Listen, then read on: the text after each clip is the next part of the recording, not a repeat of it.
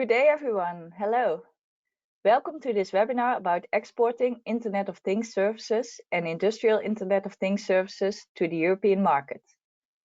This webinar is organized by CBI, the Center for the Promotion of Imports from Developing Countries.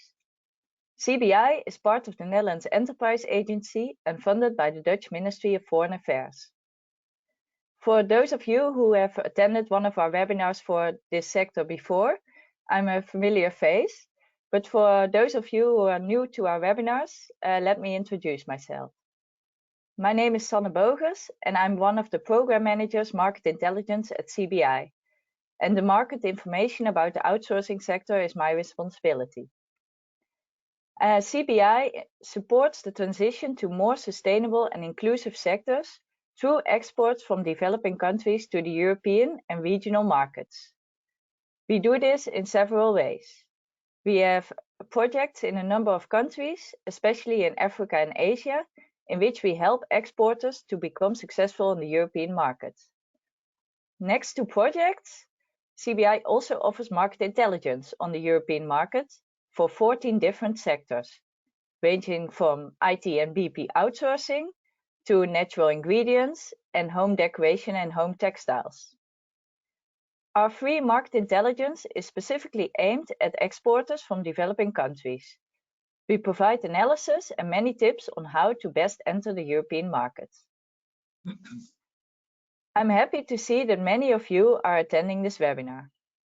I saw we have especially a large group of people registered from Sri Lanka, so welcome, but also from Egypt and Nigeria, and from many other different countries all over the world. It makes me a bit sad to realize that probably we won't have anyone joining from Ukraine today. Well, Ukraine also used to be an important outsourcing destination. We hope, of course, that the war will end soon there. Even though our thoughts are in Ukraine, today we are going to discuss the opportunities for export of Internet of Things services, including industrial Internet of Things services, to the European market. We do already have market studies available about this topic on our website. One about the market potential and one about entering this market with these services. And our market researchers just are in the process of conducting market research to update these studies with more in-depth information, more examples, and more tips. And in this webinar, we will share already our new findings with you. The presentation today is given by Marieke de Haan, one of our market researchers for this sector, and Laszlo Klucs, who is a business consultant in this sector that is involved in our market research. Maybe you have to put off your microphone, Laszlo. Or Marieke. My microphone is on, as far as I know. Yeah, please put it off because there are some noises coming through. The webinar will take 75 minutes. After my introduction, Marieke and Laszlo will give their presentation of about 45 minutes in total. And the PowerPoint presentation will be sent to you afterwards. During and after the presentation, we have time to answer your questions. This means that if you have any questions during the webinar, you can put them in the chat box. At the end of the webinar, I will give you some more information about the market intelligence we offer. Some practical aspects to this webinar. We cannot see or hear you. And as mentioned, please put your questions or remarks in the chat box. And also if you have any technical questions. This webinar is recorded and will be published on our website so that you can watch it again or share it with others who might be interested. The presentation, as I just mentioned, will be sent to you a couple of days after the webinar. If you have any audio problems, please try a phone call among the audio options. The tariff should be local or toll-free. And lastly, we kindly request you to fill the short survey at the end of the webinar for us to improve future webinars. And then it is now time to give the floor to Marieke and Laszlo. You should be able to, well, you see the presentation on your screen, and I wish you all a very interesting and useful webinar. Thank you, Sanne. Let me just first start. I think that maybe the organizer from CBI still has her her audio on, because I don't think Laszlo or I have been typing. You're right. I can mute her. Thank you. Okay, thank you so much. Well, hello everyone. My name is Marieke de Haan. I am a market researcher and trade consultant at Globally Cool, and I'm the lead market researcher for this study. My name is Laszlo Klucs. I am an independent consultant. I am dealing with IT outsourcing and BPO. I have many years of experience and also a long-standing relationship with CBI. We've been working together since 2000. What I do is mainly I am helping companies from emerging markets to enter the European market.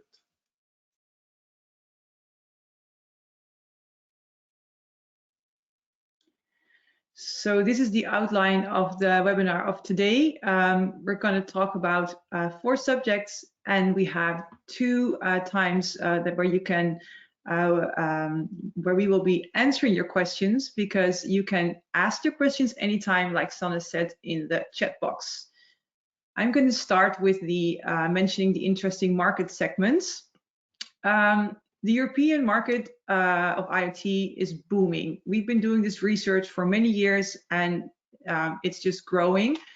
If you want to be a part of that, if you want to be successful on the European IoT market, you have to understand the markets first, and choose a market segment, which can be seen in the next slide. We have made an overview of the segments that there are. It's very important that you know where your biggest chances are. We divided the market into vertical applications. There's connected home and car and connected consumer goods and health. They both belong to the IoT segment. And then you have the IoT, Industrial Internet of Things, and everything that falls in that category is in the public and enterprise domain. You can read all these examples of how IoT makes people's lives better.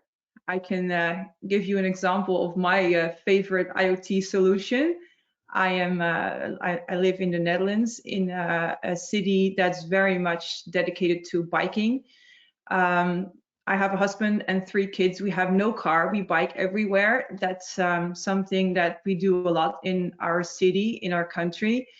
And one IoT solution that really made my life a lot better is the sensors that are in the bike lane.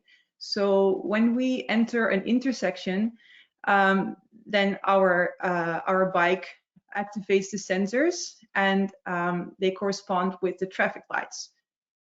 And because our government finds cycling very important for people's health and for the environment, they prioritize the cyclists over the motorized vehicles, which means that my family gets to cross the intersection first. The lights turn green for us. Great IoT solution, even better because IoT keeps progressing. The solutions keep improving almost every year. And a couple years ago, my favorite IoT solution had an upgrade. Namely, when it rains in my city, then they prioritize the bikes even more over cars. So even when I have to bike when it rains, I get home faster because the lights turn green for me. This is just one example of how IoT can make people's lives better. But how do you come up with an application for IoT? You need horizontal enablers. You can see in the green box, there are 6 of them. You need all 6 to provide a good IoT application, but it's your choice for example, which IoT platform you decide to work with.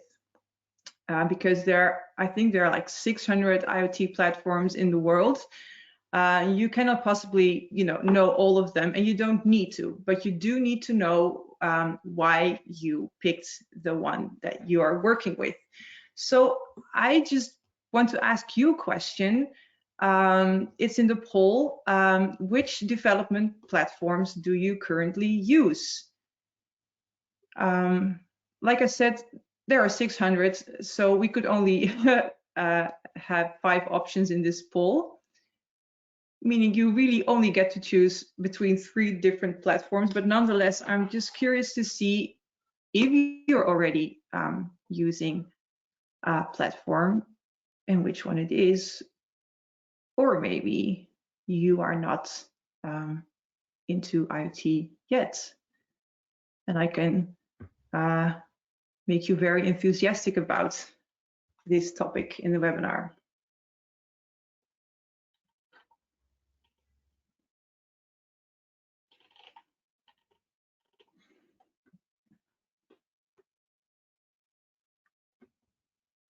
We are waiting for a certain percentage of people to have casted their votes.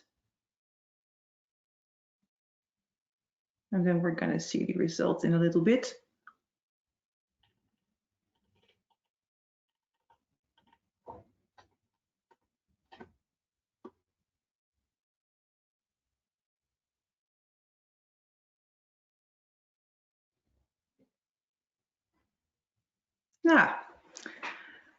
So actually 21% Google Cloud, 90% Amazon, Microsoft Azure, it has to be, but I'm sure the people who are working with it recognized it even with the typo. And other, and okay, so almost like a little bit less than 1 out of 3 of the participants is not yet offering IoT solutions. Thank you for that. Then I'm going to share with you one of the recent findings from our study. I see in my screen it's a little bit, the figure is not coming through perfectly. It's not a big deal. It's just the most trending platforms in 2022 predicted by several websites. And there, the biggest one is also Google Cloud and Amazon and Microsoft Azure. Other popular ones are ThinkWorks, Oracle IoT, IBM Watson, and Salesforce. And one thing that we would like to recommend you is the platform that you use. Please also put it on your website and also have a motivation of why you like to work with that platform. Motivation is very important for European buyers. Then I think we can go to the next one because this slide is not very good on my side. Yeah, thank you.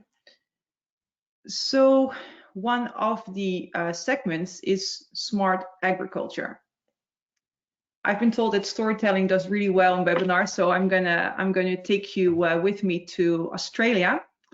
This, as many people know, Australia suffers a lot from droughts, also a lot of floodings recently, but mainly Australian farmers have to deal with drought. And this is the farm of Maurice.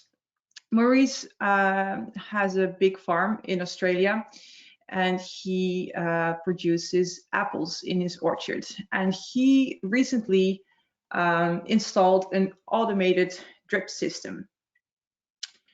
Maurice's days were often spent walking up and down the aisles of his orchard to see if everything was running smoothly. He had to look at everything by himself. But instead of doing that now, he can spend time with his friends and his family because he knows that if there are any problems that come up in his automated drip system, he will get a notification on his app. So he can manage his irrigation system from pretty much anywhere, as long as he has internet coverage. Of course, he needs to be close to the farm because if there are problems, he still needs to fix them, but he's more flexible in his time. Also, he can respond more quickly, because if there's a problem on one side of the orchard and he happens to be on the other side, it will take a while for him to get there. And of course, there's also a big impact on the environment, because he doesn't need to use as much water as before. So for Maurice, IoT and smart agriculture has really made his life a lot better. Yeah, what can IoT do for agricultural businesses? You can farm smarter, safer. It's easier to adapt to changing conditions, and it frees up time, labor, and also capital to invest in your farm. So we can go to the next slide to see where the opportunities lie in smart farming in Europe. You can see that the market almost doubles from 2018 to 2023. And there are many different segments within this segment. Laszlo is going to talk later about why it's important to specialize. And that's also why I'm showing you this, because while the opportunities are plentiful, it's very important to choose where you want to go with your company. So in the research, we have also looked at other market segments that are very promising. Those are going to be seen in the next slide. So it's agriculture, obviously, manufacturing, retail, and healthcare. If you look at the compound annual growth rates of all these sectors, they're quite impressive. I mean, I do market research a lot, and really the IoT market, like these figures, that's big. And it's only been accelerated in the last couple of years, and it's expected to keep growing really fast. So agriculture, we talked about that. Manufacturing, that segment has potentially the highest economic value of IoT. This means that people in the manufacturing industry can benefit a lot from IoT, because there's a lot of economic potential. In retail, that segment got a real boost because of COVID-19. People ordering online, e-commerce is growing like crazy. That's also why we wrote a specific study on retail tech. So if you're thinking about going into that direction, then I recommend you to go to the CBI website and check out that particular document. And healthcare, because it's the biggest industry in many European countries. So that's also it's also a very interesting segment to go into. And I've been talking to you about all these segments because, like I said, it's very important to specialize. And Laszlo can tell you why it's so important to specialize.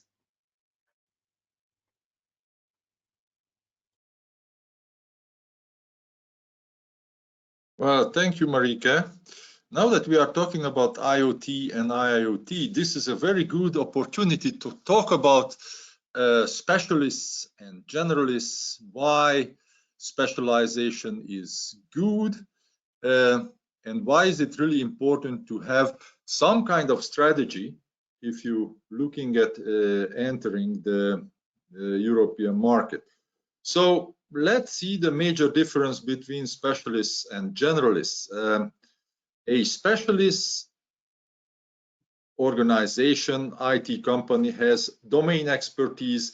They are specialized on horizontal or vertical markets, either a niche market focus. They do a lot of innovation, and eventually they also do and develop disruptive technologies. So those are the specialists. The generalists are the one that we can also call them an all-round IT developer. For them, it doesn't matter where the clients come from. as far as the requests and the projects are within the technologies they master. So those are the generalists. Now, Marieke talked a little bit about IoT market segmentation. I don't want to provide you too many details about it further, but what we can see here is that wherever we look at IoT and IIoT, the more details we have, the finer the segmentation can be. So IoT and IIoT provides a very good opportunity for companies to specialize and find eventually a niche market where they can operate. And there are not that many segments in IT where we can say that. Many companies are struggling to find their own niche market or the horizontal or vertical segments they want to focus on. So why is it good to be a specialist? Beside focusing on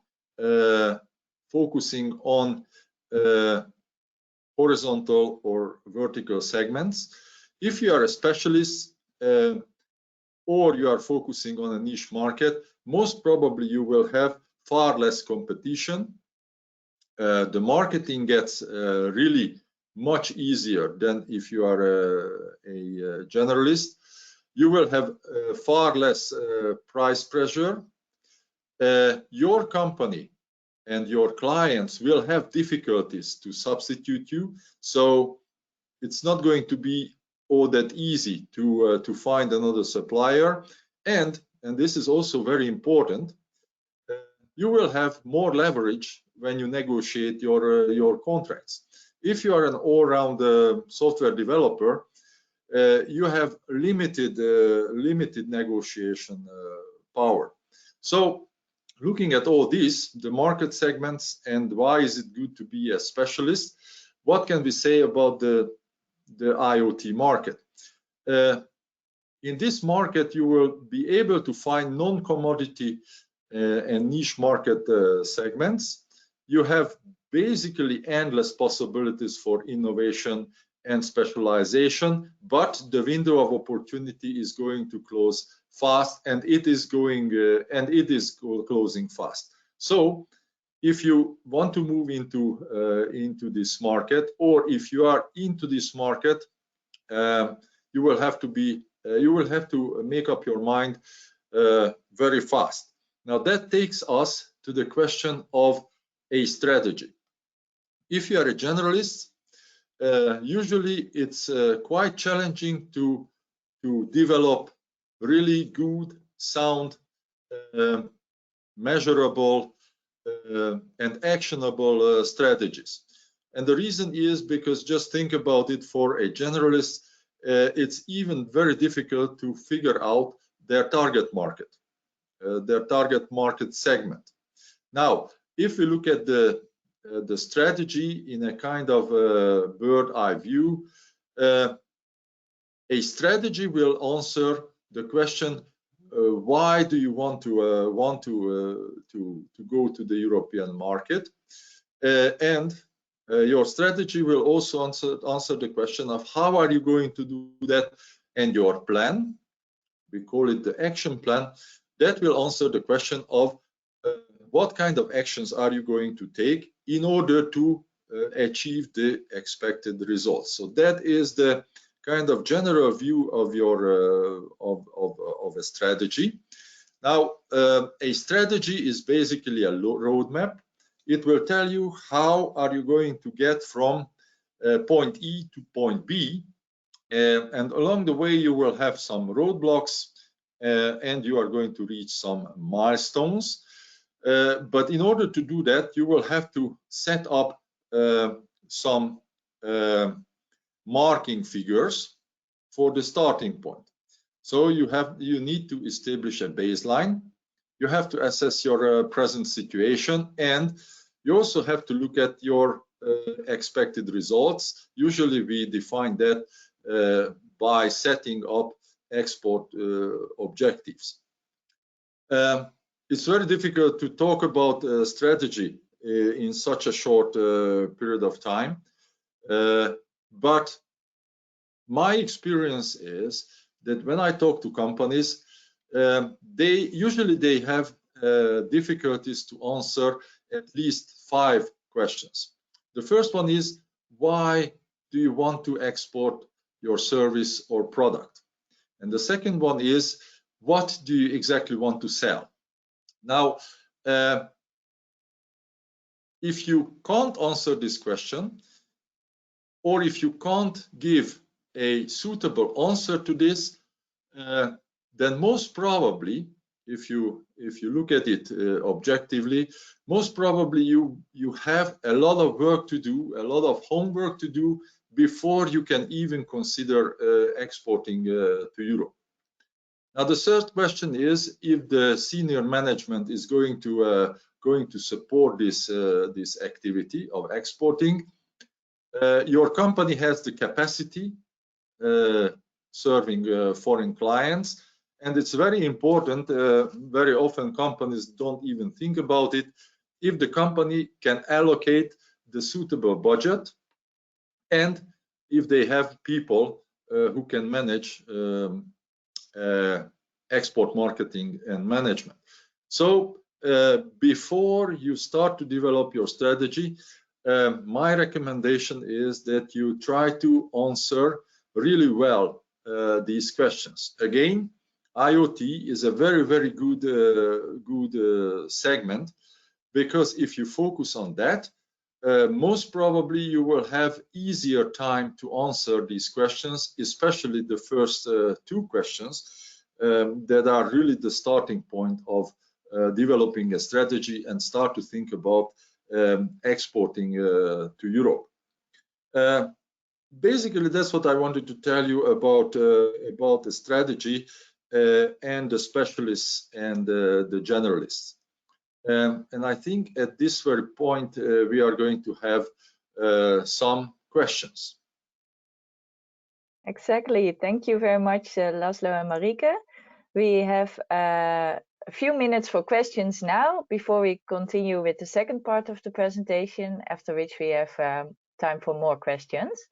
So I already saw a couple of questions coming in to the question or chat box. Let me see the one. Where is it? Yes. One of the questions is, no, this person wants to know or mentions that one of the challenges is identification of locations. So standardization is important. And is the GS1 system of global location number taking hold? Is that a question that you can answer, Marieke? Well, I saw the question coming in and I thought, oh, let me think about that for a bit. I'm not quite sure what you mean by identification of location. Do you mean what your target market should be? Is that what you mean by identification of location? So maybe the person who asked this question can elaborate a little bit more about it in the chat box, and in the meantime we can continue with other questions, because the question is not completely clear. So one other question is, are there any BPO related uses for IoT? And Laszlo, can you maybe answer that question? That's a very good question.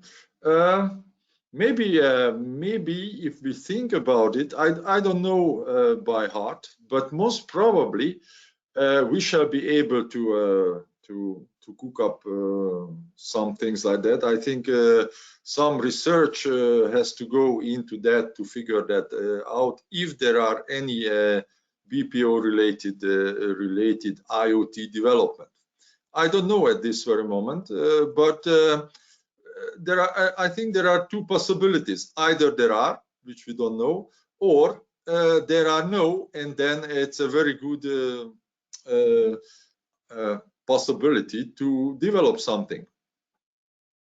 Okay, Marieke, can you maybe add to that? Or?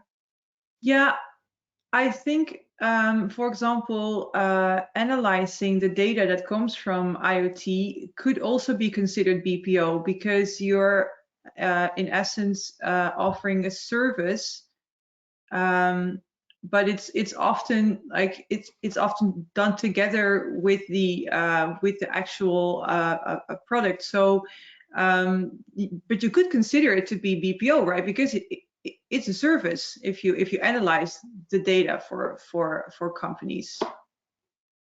Yeah, exactly.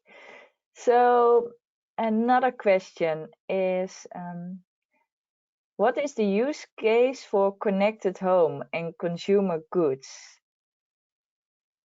The use case for connected homes and consumer goods. Well, what if you mean like examples of that? Maybe that's because I'm not sure about the background, but maybe you can give a few examples. yeah, because something that happens to me sometimes is when we go visit my parents for the weekend, then I forget to turn off the heating, and everybody knows with the current gas prices, you know, it's worth to not heat your home when you're not there. So I have this app on my phone, and we can just control the temperature in our house when we're somewhere else. And yeah, so that's a good case example, I think. Mm-hmm. And also, do you also have another for consumer goods? Yeah, consumer goods IoT is, but that's something that also scares me sometimes a little bit. Is like when your fridge will tell your supermarket that you're out of milk, and then maybe even orders it for you. But that's something that I still have to like process that might be our future, if I'm honest. But it can be very promising, definitely. Yeah. Okay, thank you very much. Maybe I can add just one more thing. I mean, in a little bit later, I will talk about smart buildings, and basically there are in consumer goods, smart cities, smart buildings. There are endless possibilities. But here, I don't think the use case is not important really for those companies that are not into this market, because that market space is already occupied, and most probably that market space is already occupied by a large number of companies. What is really important, and I will demonstrate it, what else can you do? Because that is your innovation, and then you can create your own market space. So that is the really important thing in IoT, and I think the limit is your imagination, and that is the really important thing of IoT, that you are not necessarily entering a market segment that is already there, but basically, if you are innovative, you can create your own market segment, and I think that's the really important thing. But I will come up with a lot of examples a little bit later if you want to do that. That's really quite easy to do.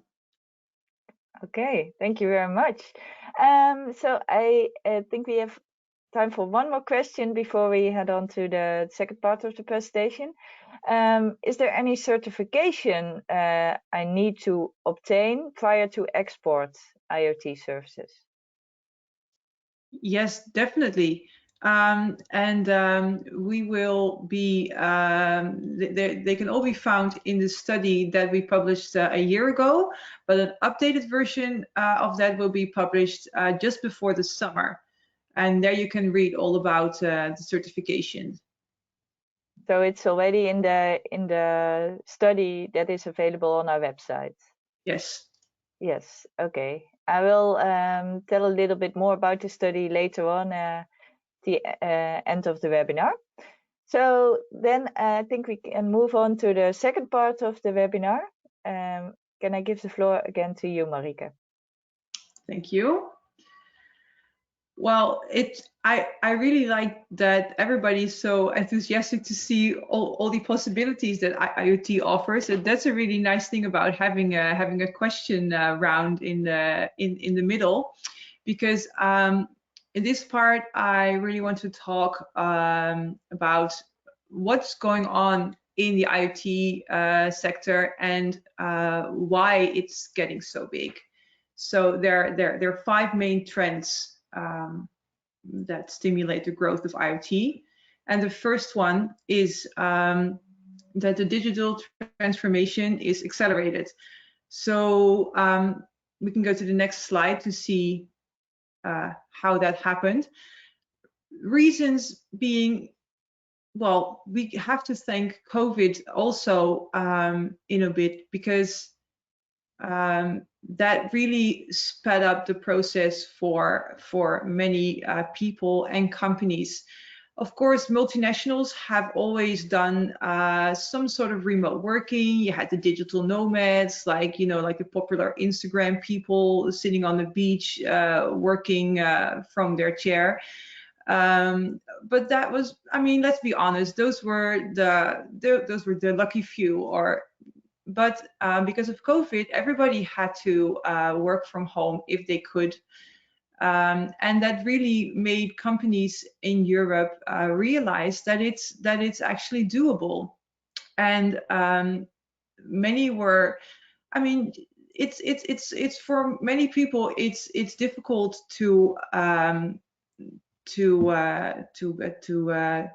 do new things, to implement new ways of working and living. But yeah, so the reason why the digital transformation is accelerated, you can see the working from home, virtual meetings, hybrid meetings, food delivery, people listen more to audiobooks, online grocery shopping, all those kind of things really made IoT more a part of everyday people's lives and not just a lucky few. And then the second reason is the value of IoT solutions is increasingly recognized.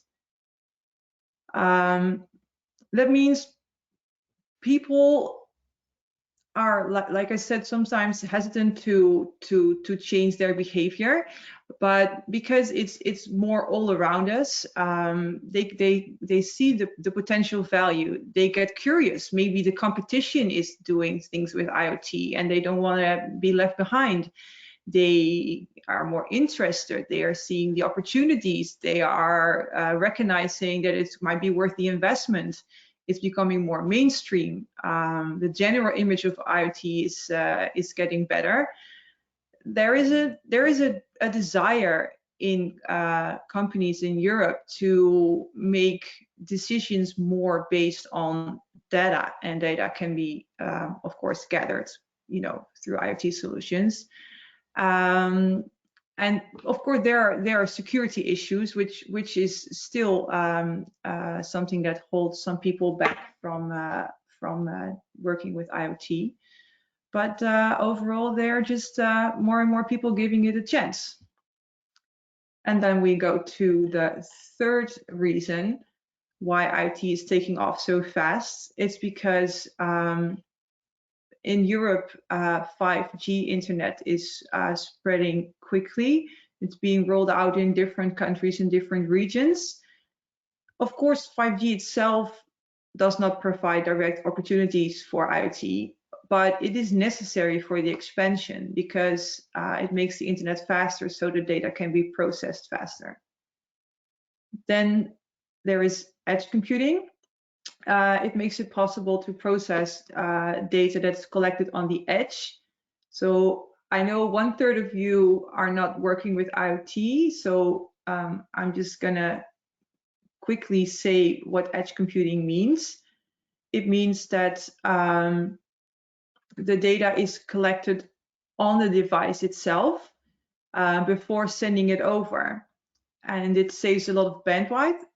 And it's also better because it's more safe. Edge computing means that the data is gathered and encrypted on the device itself before sending it out. So that's also a big reason why IoT is gaining ground. Yeah, the fourth one is lower cost, higher performance hardware that's available. So in essence, you get more for less money. Hardware has become more affordable. The performance keeps improving. We do have a global problem with chip shortage, which means that, for example, cars, but also e-bikes are sometimes hard to get. Even like there are many consumers who would like to buy those things, there are not enough chips. So this means that that they cannot keep up with the demand. And also the war in Ukraine is negatively involved with the chip shortage. So it's quite likely that there will be a chip shortage for the upcoming years. And then there's the fifth reason. There's an overall improvement in analytics, machine learning, and artificial intelligence. So I can conclude like the technology that exists today is more than sufficient to support the best IoT solutions. And I guess that's a fancy way of saying that what Laszlo said, the limit is your imagination. That's just true, because everything that exists today is sufficient to support all the IoT solutions that your imagination can think of. And then it's back to Laszlo.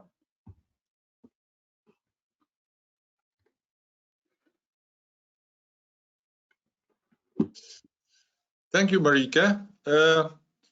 Well, finally, a segment in IT where we can really talk about sustainability. But first of all, let's try to define what sustainability is. And here I would like to refer to the definition of the United Nations, where it says, sustainability is meeting our own needs without compromising the ability of future generations to meet their own needs. Now, if you think about it, you can conclude that sometimes all-round IT and small-scale IT with relatively small companies doing software development or offering BPO services, in those cases, sustainability is sometimes very difficult to grasp. So we talk about sustainability and we talk about corporate social responsibility, but very often it's really difficult to catch those things in small-scale IT, not in IoT, because in IoT several segments contribute directly to sustainability. If we look at the United Nations Sustainable Development Goals, I think we can see immediately a few of those goals where IoT and IoT contributes directly. So just think about number 3, which is good health. We can think about clean water and sanitation, affordable and clean energy, industry innovation and infrastructure. So that is number 9. 11, definitely sustainable cities and communities. 12, responsible consumption and production. Here you can talk. Here we can think about the circular economy, life on land and water. Those are the segments where IoT contributes immediately and directly. So we can conclude that IoT and sustainability, very often IoT and sustainability is good for the planet, good for the society, good for the economy, and also good for the companies that are entering this market. So let me bring you a few examples, and the first one is home appliances, and I would like to demonstrate it with the story of the humble electrical switch. The switch that we all use at home. On, we have light. Off, we are in dark. That's it. That used to be. Now, if we are looking at smart switches, they do a lot of things. Motion sensor, they work with Alexa, they work with Siri, they work with if triple T, they have timer settings linked with your mobile phone. They can trigger alarms, and they can offer security protection. And that is just a list, a short list, what an electrical switch in IoT can do. Now, again, these solutions exist. You can go to different marketplaces and you can buy it. For you, what is important is to figure out what else can this switch potentially do. So that is your opportunity for innovation and bring something to the market that doesn't exist yet. Now, if you have a lot of these small appliances in the house, then we talk about smart homes. If we have a lot of smart homes in a building and we add building-wide different solutions, smart solutions, then we have smart buildings, and then we are moving out of our own neighborhood, and then we are talking about smart energy and smart grids that will include, besides smart buildings, smart cities. It will include storage, smart storage, smart mobility, distributed energy systems like renewables, solar panels, and all that, and many other things. So there are a lot of opportunities in energy. The more details you get, the more opportunities you will discover. Now, just take one more example from the smart switch. We move to smart buildings, and here again you will have endless possibilities. So what we do here, we are just peeling off layers and layers of opportunities. We started from our living room, then we moved to our building. From the building, we moved into our city. From the city, we moved into a whole industry, the energy industry. And if we look at the smart buildings and we peel off a number of layers, like from an onion, then we can talk about security and access control. We can talk about water management. We can talk about energy management when we are looking at the consumption and the production side of the energy management of the building and homes. You can think about fairly simple things like monitoring room brightness and smart shades. When the sun is up, the room temperature is going up, the shades are coming down. Very simple. It seems very simple, but the question is not that. These solutions exist. I can buy that, you can buy that. The question really is, what else can you do? We can think about fire and safety. We can talk about temperature monitoring, air quality, humidity, entry and exit controls, leak management, water leakage and maintenance control. And we can think about waste management. And this list is far not complete. I just wanted to demonstrate that you will have to look into the details, peel off more and more layers, and you will find more and more opportunities. Now, if you are asking me, which is the best possible way to enter this market when we are looking at smart buildings, my answer is either look at what is existing and make it better and more suitable for the task, or invent something else. Now, when we are talking about, again, another layer, we can talk about smart waste management. Here again, the major functions are waste recognition. So basically, what we are saying is that your waste bin will recognize what is plastic, what is paper, what is glass, and so forth and so forth. So there is an automatic waste sorting. Sensors will monitor the waste bin levels, the weight, and the usage, and it will automatically compress what is compressible, plastic and paper. Based on this information, if we collect this information, we can optimize the pickup routes of these waste pickup trucks, and we can provide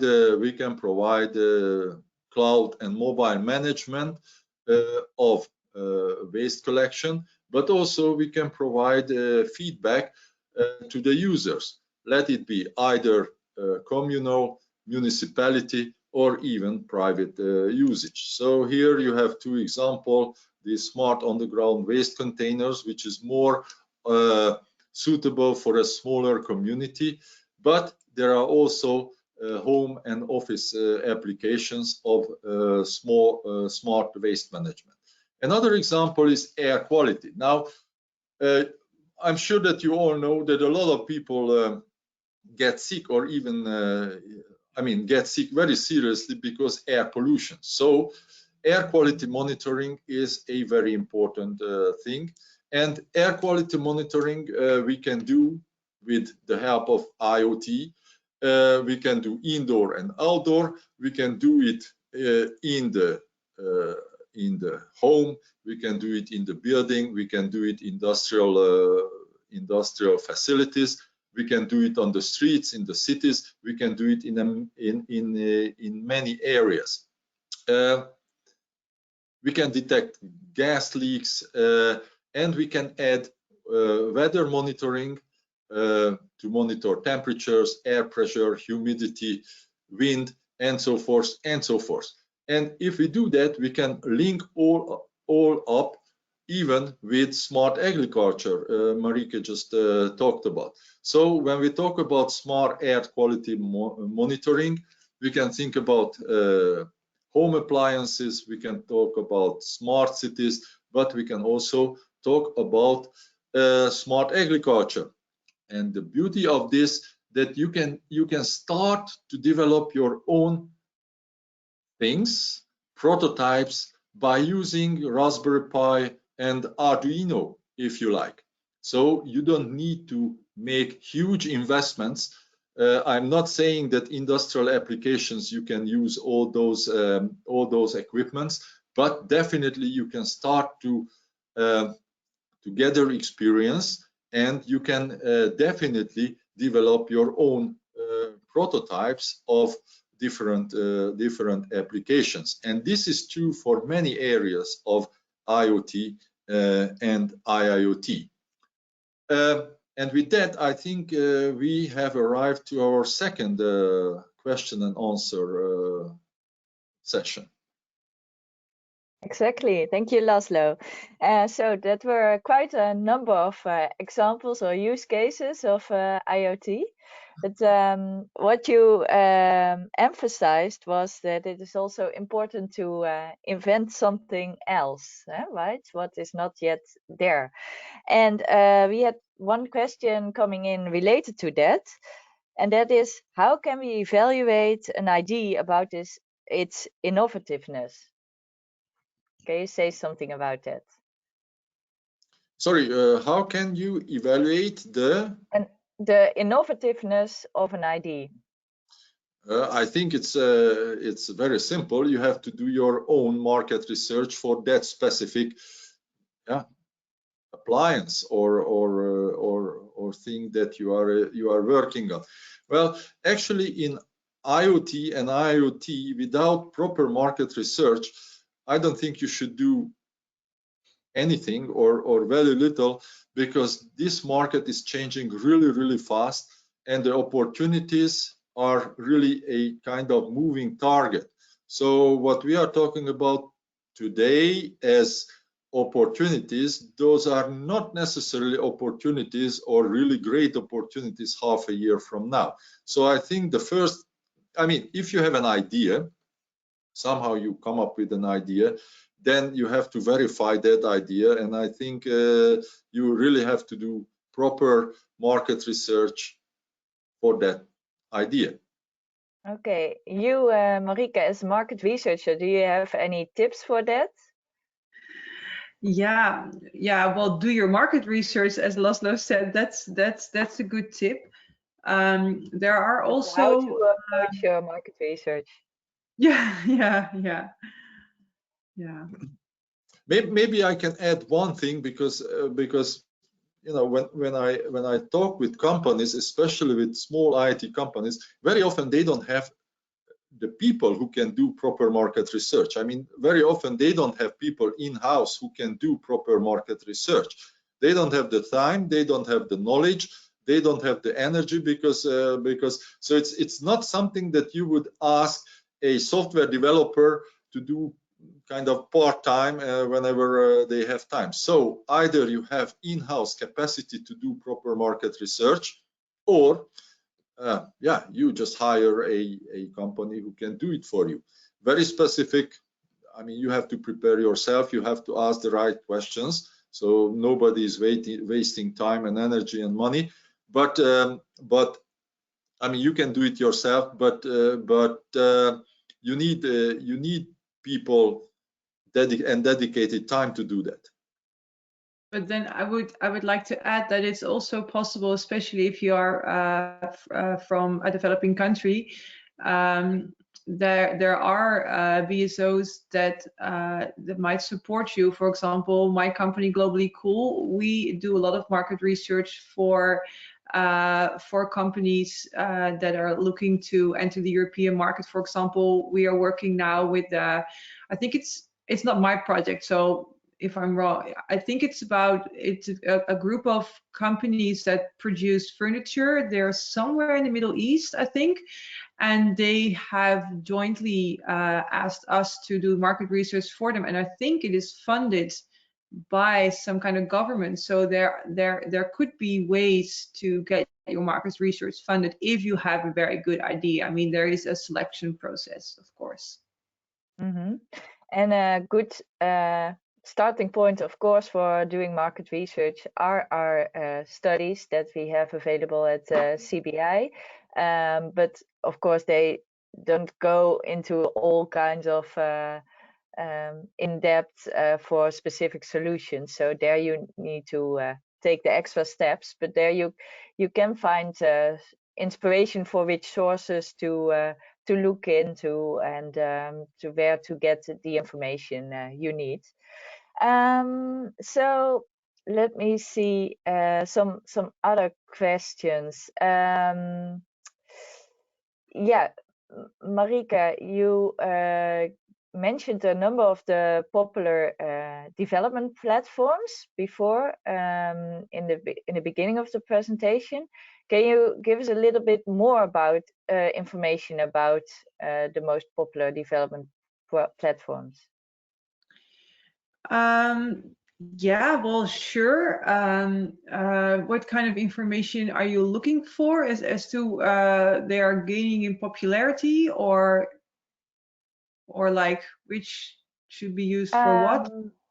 Yeah, I don't know the background of the question again. Oh, So that was maybe the question from someone else. I missed yeah. it in the chat. Yeah, sorry.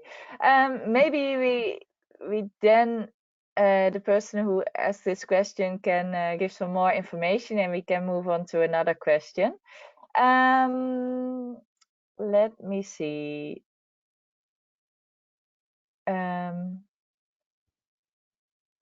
This question is coming in about the scale. Do you find that the scales are tipped towards the bigger players in the IoT space? So is it more something for bigger players or for smaller players? No, not at all. I think the playing field is pretty much leveled. I mean, obviously, the big players moved into this market segment some time ago, so they are covering quite some areas. But I think also small players can develop their own ideas. Again, the possibilities are really huge. So if you have a good idea with relatively small investment, you can start prototyping.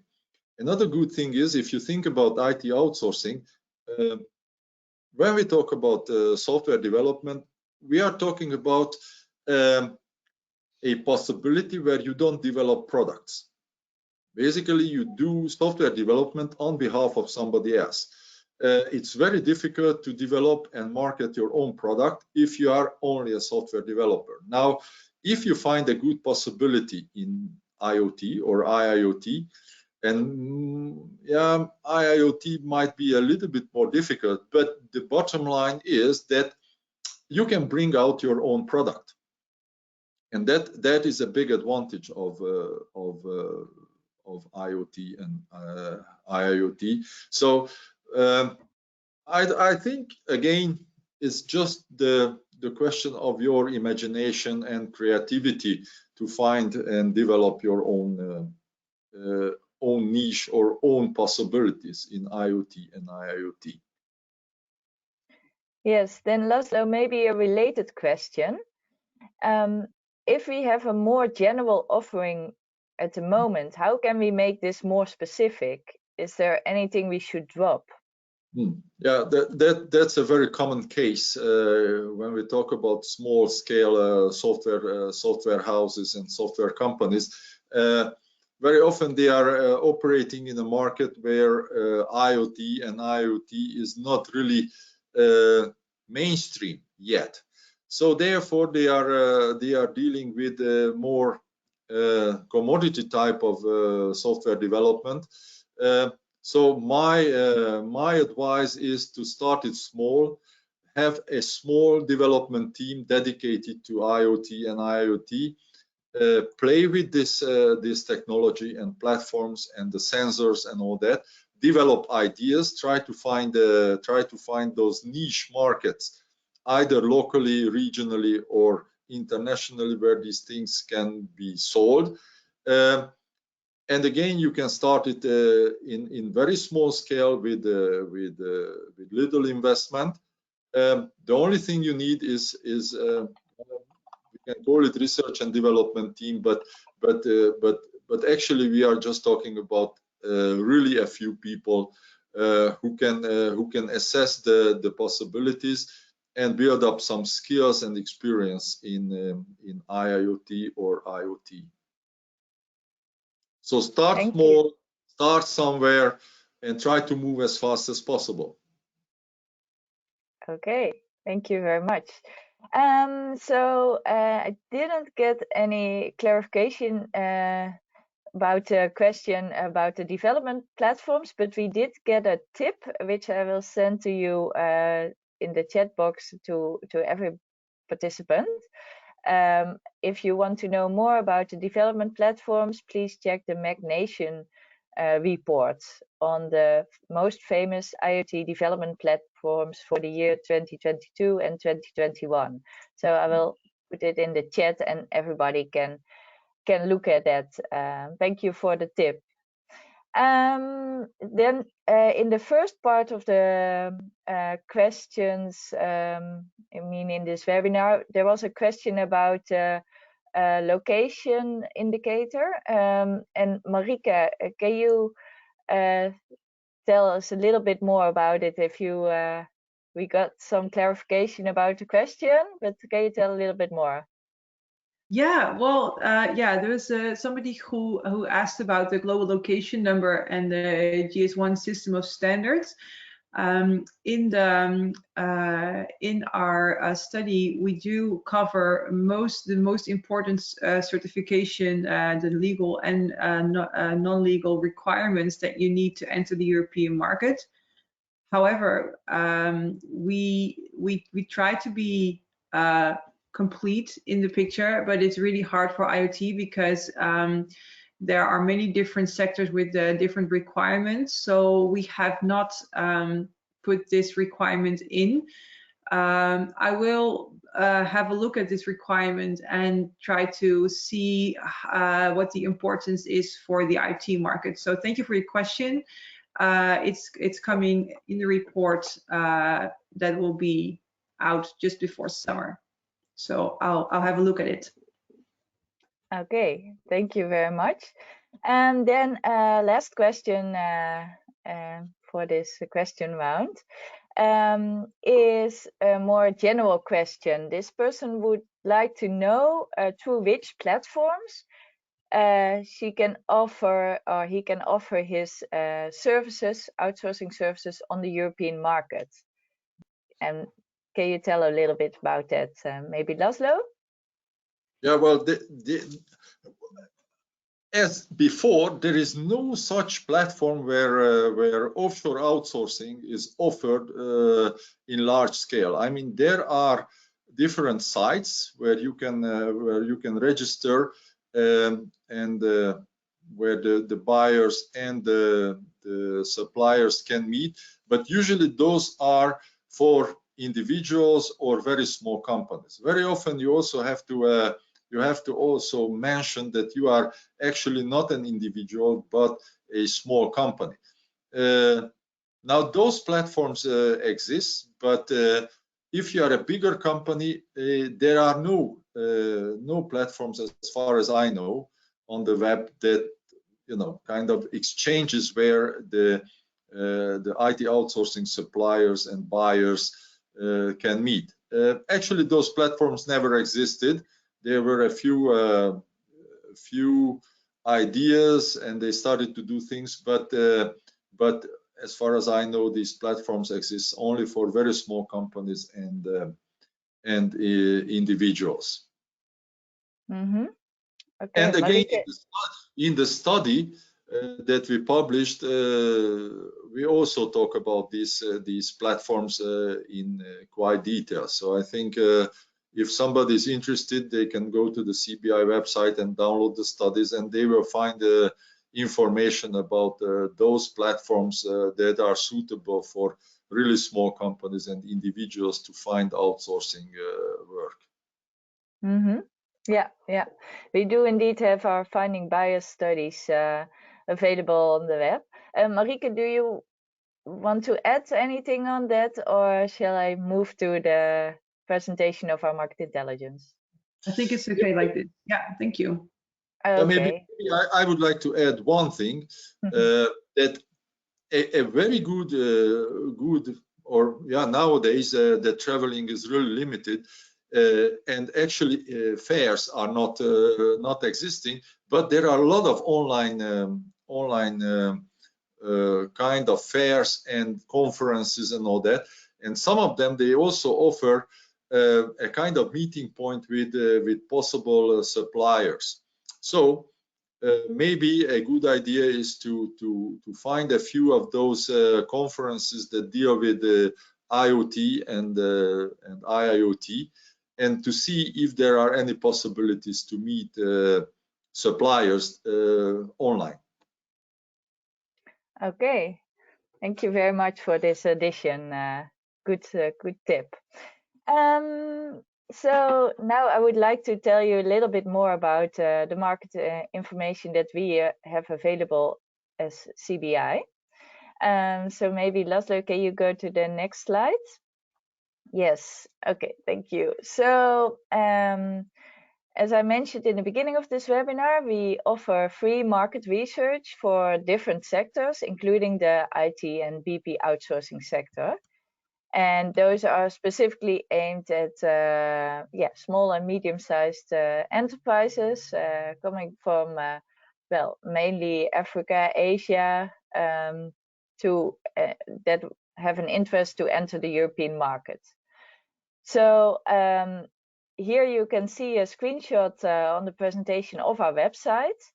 The URL is cbi.eu/market information/outsourcing ITO BPO, and we do have a number of studies on sector level.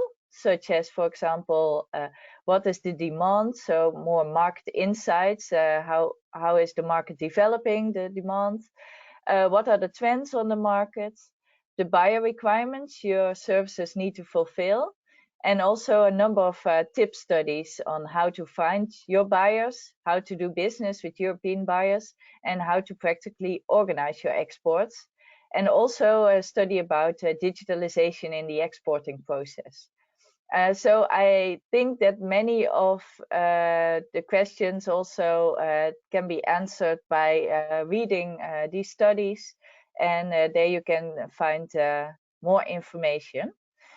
So next to the studies concerning the whole IT and BP outsourcing sector, we also have studies available on specific services. Okay, you go back one more, Laszlo. Yeah, so you see them below, services studies, they are called.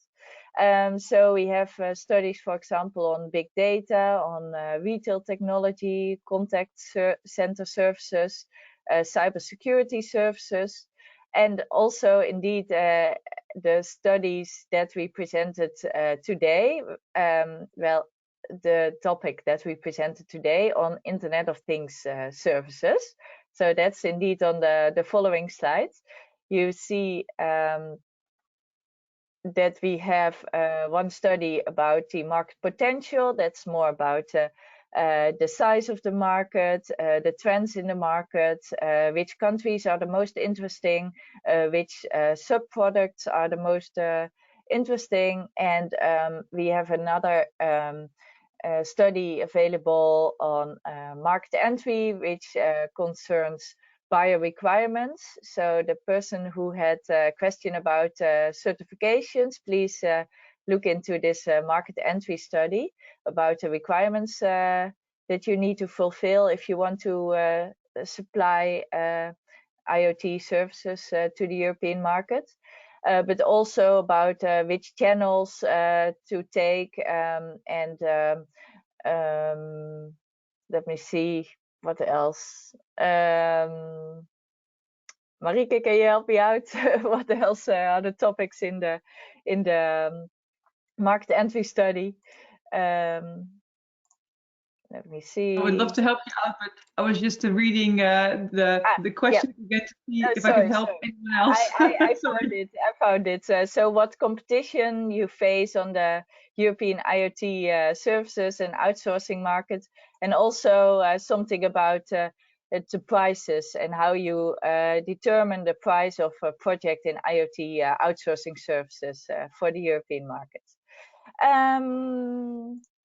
So in order to stay up to date on our latest publications, you can sign up for our monthly market intelligence newsletter. And also what I wanted to mention about the studies about Internet of Things services. So we are in the process of updating them now with more in-depth information, more examples. So everything that is in the study that is online at the moment is still valid and true, but we are going to elaborate on it, and that can be found in the update, which will be available I think about June this year. So with this information we have come to the end of this webinar. So I would really like to you to give your opinion about this webinar by filling in the short survey that we have after I close the session. And I want to tell you that it was a pleasure for me to host this webinar, and on behalf of CBI, I wish you all very much of success with your business, and also in venturing in maybe new IoT services, and wish you a very good day. Thank you very much.